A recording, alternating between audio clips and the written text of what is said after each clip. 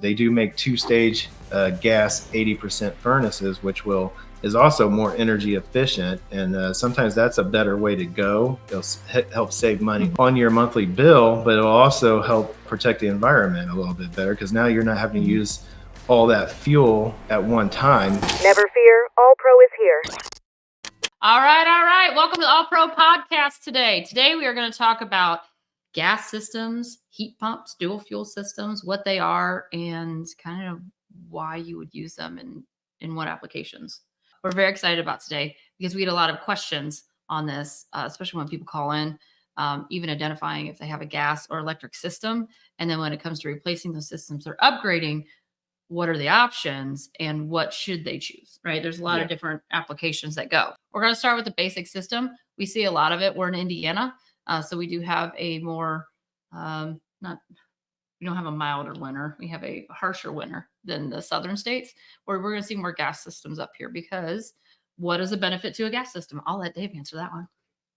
Well, you're going to be able to heat a lot easier with gas heat. So that there's that benefit for that is that, it takes so much more energy to heat with that electric heat. So, and plus those heat pumps, generally they start losing efficiency when it gets colder outside. So when it gets colder, now you need a backup heat sources, which is why you usually have a electric air handler hooked to them things. So, and then when those things are running, that really uses a lot of energy and is going to cause some problems with your energy bill. So it's going to be higher. So yeah, that's the one thing with heat pump systems, that they are good. They do have some, we'll get more into the energy thing as we go there, but gas systems definitely have a benefit because they burn hotter too. Yep. They're hotter burning. So there's a couple different kind of gas systems. I know we went over there on the electric side of it, but we're going to jump back to gas. Gas systems, there's a couple. There's the 80% and there's a 90%, but we'll start with the basic 80%. So Dave, what does the 80% verbiage mean when we say that? 80% is they're 80% efficient. So you're using 80% of the fuel that you burn is actually turning it into heat. Around 20% of it's going out the flue, out of the roof, or out the side of the house. Normally, to know the difference between if you have an 80% or 90% furnace is that your flue, you can look at your flue piping. Your flue, if it's metal, that's a 80% furnace. If it's a PVC white type of pipe coming out of the top of the furnace or the side of the furnace, that's a 90% furnace. And a 90% furnace, like we just said with the 80%, 90%, that means you're using more of the fuel that it's burning is going into your house and not going outside of the property. Right. And that's one thing we get a lot of questions of. They have 80% furnaces now and they want to upgrade to a 90%. Yeah. But it's not really as simple as it sounds. I mean, because it's yes, it's more energy efficient, 100%. There are some, we're going to do another episode later, so watch for motors and different kind of motors that you can help make systems more efficient and more do a better job heating and cooling. But we want to keep this very simple, just about the systems themselves and the types that they have. So be on the lookout for that podcast coming up.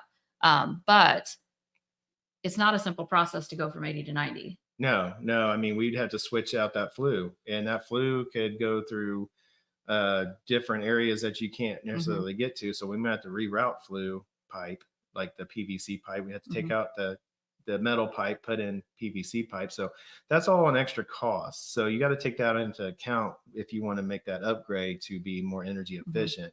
So if you're going green or you want to be more energy efficient, sometimes there's other ways you can do that with 80% furnaces. They do make two-stage gas 80% furnaces, which is also more energy efficient. And sometimes that's a better way to go. It'll help save money on your monthly bill, but it'll also help, protect the environment a little bit better because now you're not having to use all that fuel at one time. It actually has two different stages, or there's multi-stages gas furnaces too. So that's another thing we could look at possibly, but yeah. So when you say like two-stage, you mean like a low high on the gas? Yeah. Okay. So on the low stage, generally you're using about 60% of the fuel of what that furnace is capable of, instead of 100%. So usually on most furnaces that we run across, they have one stage gas valve. So it's just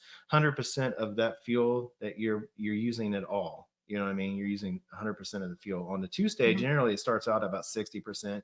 Then as it gets colder outside, which, you might be able to use that 60% for most of the winter, and then when he starts getting into like, teens and things like that, single digits, now that second stage has got to kick on. And then of course your bill's going to go up a little higher at that time, but at least you're not doing that the whole winter. Yeah. So Yeah. There's a lot of options. Fuel, yeah. And so, so we have the single stage. So we would call that a single stage gas valve. And then the 2-stage, well, that's the one that just goes 100% of the time. Right. Yeah. And then the 2-stage is low high basically. Yeah. So then what would be a modulating gas valve? That is when we have multiple stages. So that's even more efficient because now you're able to not just go from, low high, but now you got different stages depending on what your heating needs are. So you're definitely going to save even more on that. Yeah. So. It's like baby steps. So like instead of having just 1 or 2, it's, I don't know how many levels it has. It might have 7 or 8 or 10 different, I was like, oh, I need more gas because I'm not burning hot enough. I'm not hitting my temperature. So, and then you get it. Those are really the smart systems. They're normally the modulating ones. They're going to be more the communicating systems and that kind of thing. So, that's a different ballpark when we get into communication, which we'll cover at a later time, but not this time. What we're going to do is we're going to take a quick break and then we're going to come back and we're going to talk about heat pumps and dual fuel systems to get the best of both worlds. Nice. So talk to you soon. We have spring cleaning special for you. It is starting at $500 for 10 ducts, 1 return, a dryer vent cleaning, and an AC tune-up. So that way you can get your house all ready to go for the entire year in one swoop at one special price. If you have more vents than that, don't worry, we can add those on. Another system, we can add that on too. Use code SPRING24 as a promo. We'll get you taken care of. All right, welcome back to the show. So we are going to talk about heat pump systems, electric. We kind of talked about it for a smidgen, and now we need to define it. A heat pump system has 2 components. Yep. An air handler, which is on the inside. And today we're talking about air-to-air or air source heat pumps. Yep. Because most times people generally think of heat pumps, they're thinking of ground source heat pumps, which are the loop systems, the systems that you got to dig up under the ground, that kind of thing. But geothermal type system. Yeah, geothermal. But we're talking about air source heat pumps, which we see a lot out here where we're at, and especially in the newer houses, they seem to put a lot of heat pumps in those. And generally for a heat pump, if you're not really sure if you have a heat pump or not, generally if you have an air handler, you don't have gas heat, you have a heat pump hooked to that system. Now, all a heat pump is it looks like an air conditioner. It's an air conditioner that sits outside of your building, your house or building or whatever the case may be.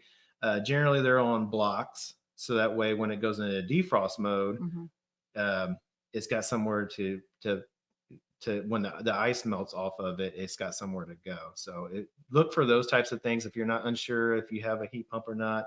If you just have an electric heater, it's going to cost you more money to heat your property or your house with just electric.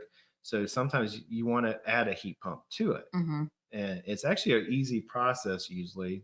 Usually it's just switching out your outside unit, and could be some wiring that needs to be thermostat wire, that kind of thing. Enough, but it's relatively minor to do an upgrade to go from a regular air conditioner with electric heat, which is the inside part, to a heat pump with the AC on the outside.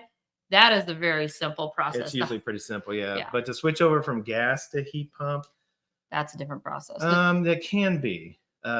Generally, I would say if you already have gas, we can do an option which is called a dual fuel, which is keep the gas heat, right?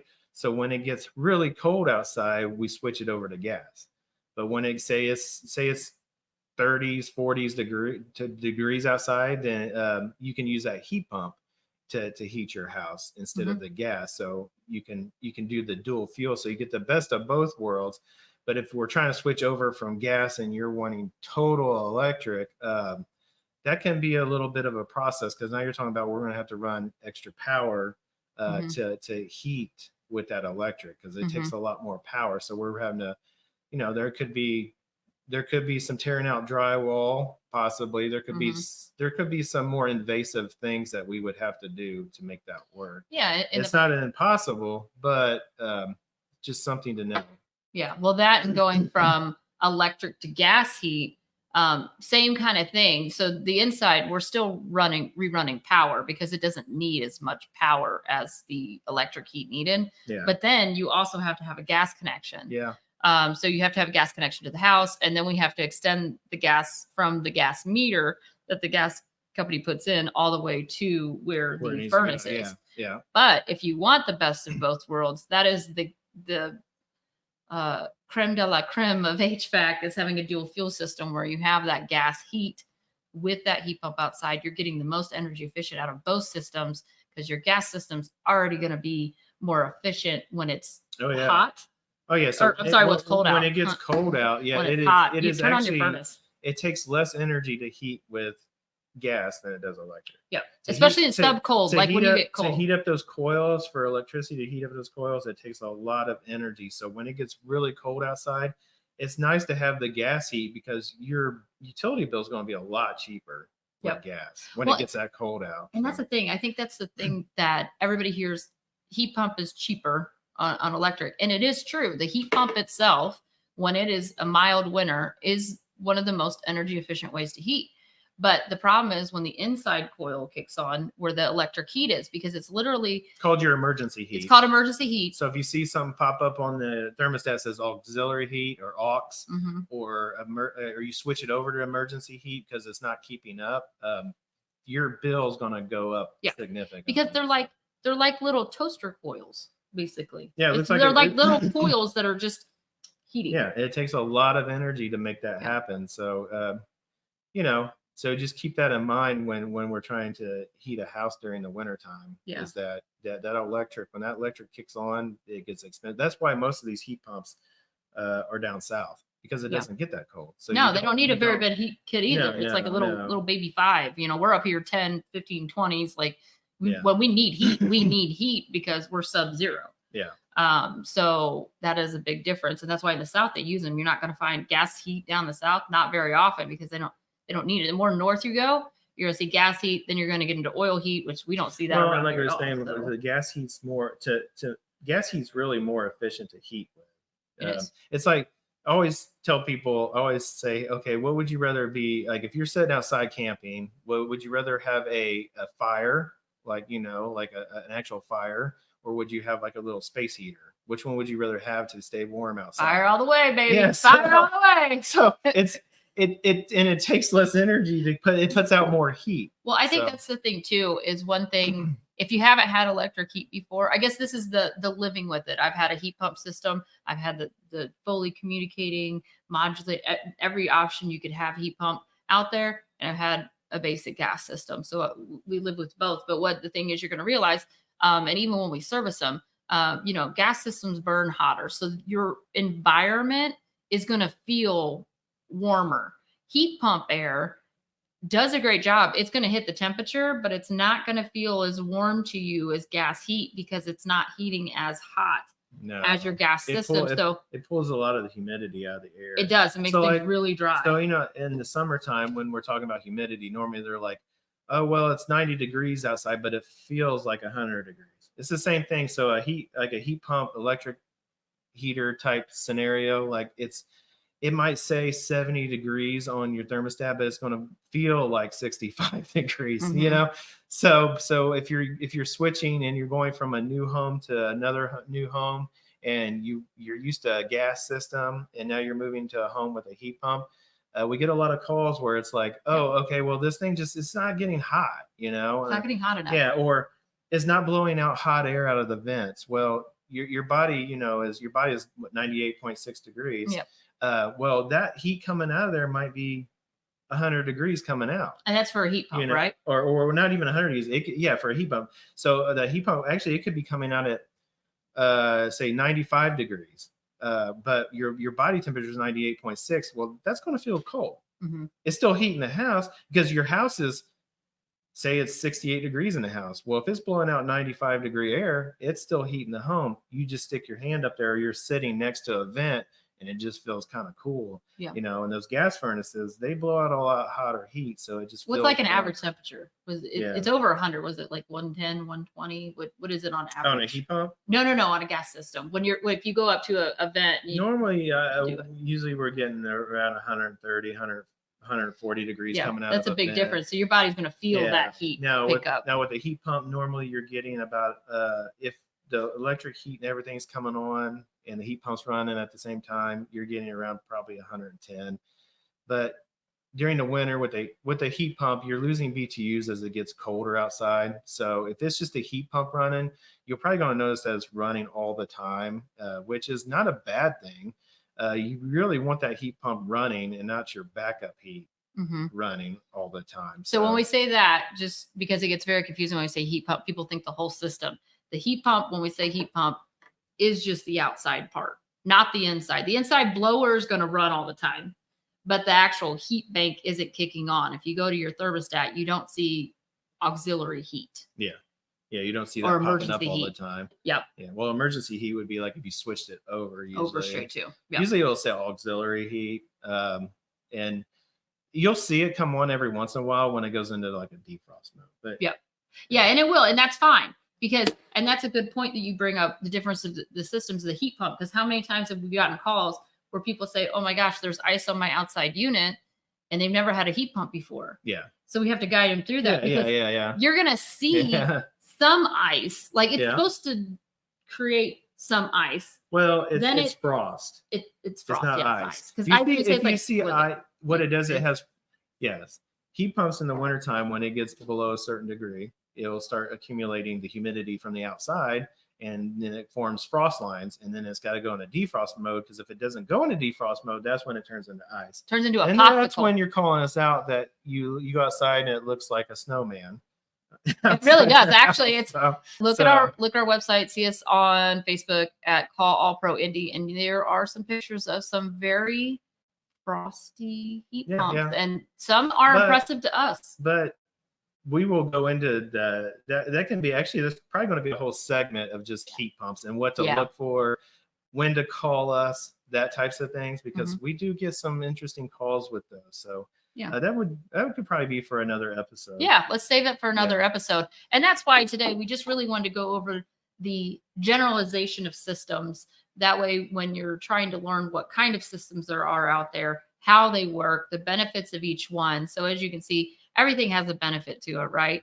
And then some things have some negatives to them. So, but that's okay. It just depends also on the situation, and there's so many variables. But we want to make sure we went over just product knowledge in general. That way you guys understood what we were talking about, and just so that way you have ideas when you're looking around for your own system. Yeah. So I think that wraps it up for today, and we will see you later. Have a great one, guys. Thank you for watching or listening to the All Pro Podcast. All Pro Heating and Air is your complete comfort solution. For more information on how we can help you save money with your heating and air systems, visit callallproindy.com.